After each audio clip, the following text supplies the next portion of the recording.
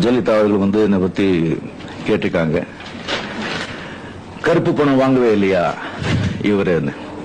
நான் கருப்பு பணம் வாங்கவே இல்லை அப்படின்னு சொன்னா நான் போய் சொல்றேன். நான் கருப்பு பணம் வாங்கியிருக்கேன்.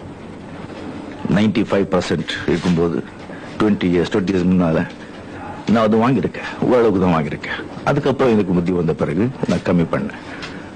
அது 65%, 35%, ராஜீவ்காந்தி, சிதம்பரம் எல்லாம் சேர்ந்து 35% எல்லாம் பண்ண பிறகு டெஃபினெட்லி கிடையாது. எஸ், சினிமா இண்டஸ்ட்ரியில இருந்துகிட்டு சினிமா இண்டஸ்ட்ரி பத்தி தெரிஞ்சிருந்து இந்த கருப்பு பணத்தை பத்தி அந்த கேள்வி எழுப்பிருக்காங்க ஜெயலலிதா, செல்வி ஜெயலலிதா அவர்கள். இதனால இவ்வளவு கீழ்த்தரமா அவர் வந்து போயிட்டு இருக்காருன்னு சொன்னா, இந்த மாதிரி ஒருத்தர் வந்து இவ்வளவு பெரிய ஒரு ஏடிஎம்கே இவ்வளவு பெரிய ஒரு பார்ட்டி, அதுக்கு வந்து ஒரு தலைமை தாங்கியிருக்காங்கன்னு சொன்னா, எனக்கு எப்படி என்னுடைய ரசிகர்கள் பாதி பேர் ஏடிஎம்கே இருக்காங்க, அது எப்படி அவங்க சகிச்சிருக்காங்க எனக்கு தெரியாது. அண்ட் ஃபெரா நோ, எந்த கேஸும் கிடையாது. இப்போ கூட the highest taxpayer in cinema industry among artists is the only Rajinikanth. The record is there in income tax department. She can refer it.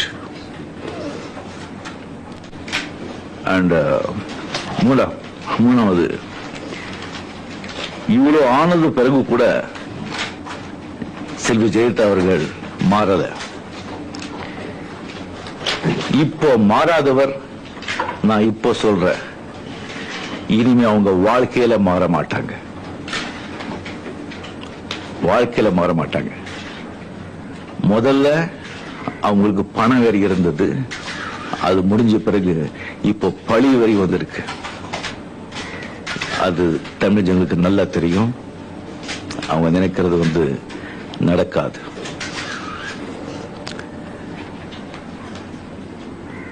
Rajinikanth பேச்சு இனிமே எடுப்படாது அப்படின்னு சொல்லியிருக்காங்க.